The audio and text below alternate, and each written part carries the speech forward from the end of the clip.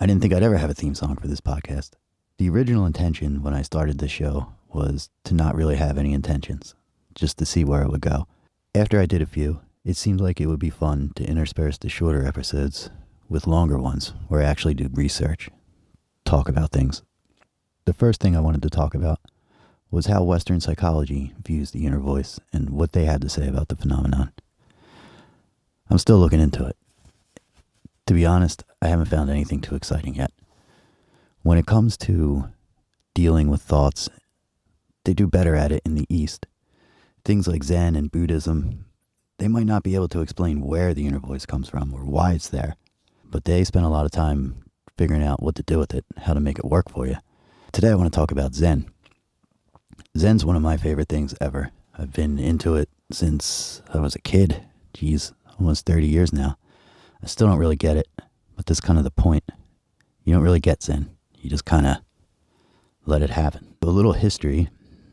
Zen came out of India, made its way to China. It was brought there by somebody called the Bodhirama, who was the first Buddha. After it got to China, it went to Vietnam and Korea, and eventually ended up in Japan around the 6th century. That's where it kind of really shined. The Japanese loved Zen. They took to it like a duck to water. In the 50s or so, late 40s, Suzuki wrote some books. They were the first books in English about Zen. From there, the beatniks took it. Alan Watts got a hold of it. Aldous Huxley, a couple other writers. It was big with the hippies. And from the hippies, it went to the 80s ninja craze and Mr. Miyagi. And now Zen is a buzzword that they use to sell you coloring books when you're too old to color. The word Zen comes from a Chinese word, which I don't know how to pronounce, but it means meditation. That's it. Nothing too fancy there. What I like about Zen is the point is to kind of get beyond language and social conditioning and culture and become who you really are. I think that's what they mean by becoming enlightened. It's not an easy process, and it's different for everybody. So that's why there's no real set way to go about practicing Zen. Meditation is the most popular activity. There's also a rich body of stories. These stories are often goofy. Sometimes they're perplexing on purpose. Sometimes they're perplexing because we're unfamiliar with the viewpoint that's being presented. I love these stories. I love reading them. I love telling them. I love thinking about them. And now I love podcasting them.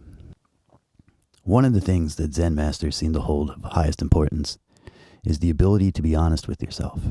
You have to be able to eat your own bullshit and see when your head's up your ass. They're not big on punishing themselves. The point's to make you better. You can't get better if you give yourself a hard time, and you can't get better if you don't acknowledge that there's something wrong. Seems pretty simple. Seems is the key word there. One time there was this Zen master. He was asked to give a speech to a group of really important government types. Rich people, powerful people, those sorts of people. He practiced the speech for a long time, months, if not over a year. And he felt he had perfected it to the best of his abilities. He had every breath controlled. He knew where every pause went. He knew how he should feel, the tone of his voice, how loud he should be. He had it all down. When the time came to give the speech, he noticed it was different than how he had practiced it. It still went over well, and by all accounts it was a great speech. But because he was unable to perform it the way he practiced it, he stopped calling himself a Zen master and went to meditate for 7 years until he worked it out. That's a pretty rare and beautiful devotion to self-mastery, if I've ever seen one. I also like Zen because there's this attitude that runs through it that's very anti-authoritarian. It's not rebellious to be rebellious. It just doesn't cotton to things that don't make sense. It has no use for heavy ritual and drama. There's not a lot of emphasis placed on developing psychic powers, for example, like we find in India. The point's just to learn to be where you are, who you are, when you are, as much as possible. Not to talk about how great certain people are, or to strive to reach a certain rank. A Zen master was laying in his bed dying once, and he called for his favorite student the one who was going to succeed him as master. When the student arrived, he found the teacher laying in bed. The teacher proceeded to tell him that he had been chosen to take his place after he passed, and he planned on passing the next day. The student thanked him and assured him he would do the best job he could. The dying teacher understood this. That's what he expected to hear.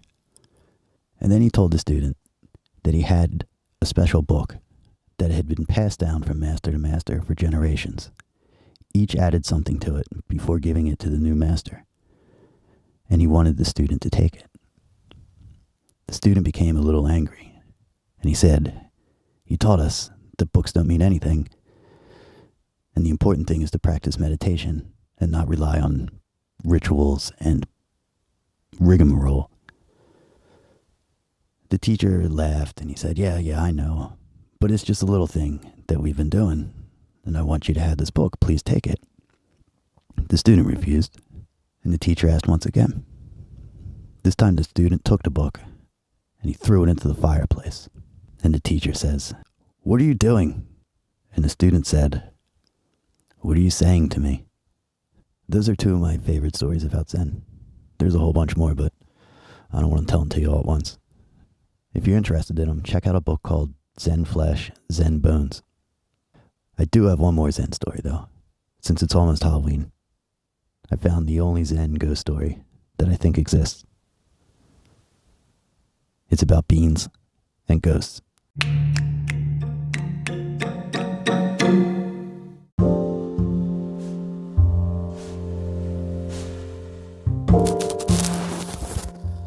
Hey.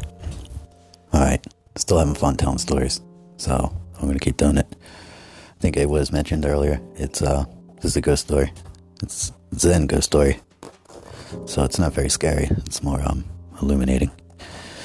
So it starts out about this guy, his wife passes away, and as she's passing away, she makes him promise never to be with anyone else again, because she's selfish. He of course agrees, because what's the point of disagreeing?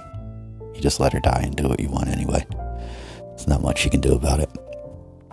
For a while, he keeps his promise. He's not really interested in other women or pursuing a relationship with anything. He's just content to be by himself. And then one day it happens. He falls in love. And they want to get married. So he goes and he buys an engagement ring. And later that night, he's haunted by the ghost of his dead wife. She tells him she knows all about the affair he's having. She knows all about the promises he broke. And this continues every night for a week or so. He's just tormented by this apparition. Then he decides that he's had enough, and he goes to the local Zen master. He explains the situation to the teacher, who responds by saying, "That's a very clever ghost. She seems to know everything. She knows when you bought the engagement ring, what you did that day. She's got it all covered. Here's what you should do, though. When she comes to you tonight, grab a handful of beans and tell her, if you're so smart, tell me how many beans I'm holding. And if she can't answer you, she doesn't know anything more than you know. And therefore, it's just an extension of your subconscious mind, a trick. And if she does know, you got to count the beans and make sure she's right. And then you got yourself a ghost. Come on back here and we'll take care of it from there." So the guy does what he says. Next time his wife comes, he challenges her with the beans, and she's unable to answer. She gets frustrated and throws a hissy fit and vanishes. And the guy goes about his life.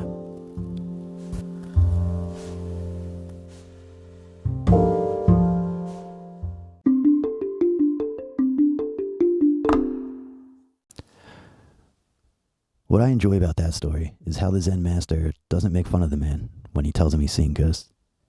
He just accepts the fact that that guy sees ghosts. And then he thinks of all the reasons that someone might see ghosts. They might be seeing a ghost. They could be insane. They might be on drugs. It could be just grief. And he took an educated guess and helped the guy out without making him feel like a fool. I think that's pretty neat. I wish more religions were like that. Okay, so if you're anything like me, you've had enough of this by now. There is one more episode about Zen coming up. I want to try to illustrate why Zen is the perfect lens for exploring the inner dialogue. Just because it can't explain why it's there or where it came from, that doesn't mean it doesn't have a bunch of useful information for us. So next time, I'm going to tell you this cool story my friend told me about how Helen Keller learned to think, and how that reminded me about when the Zen nun Choyono learned how not to think. So thanks for listening this far.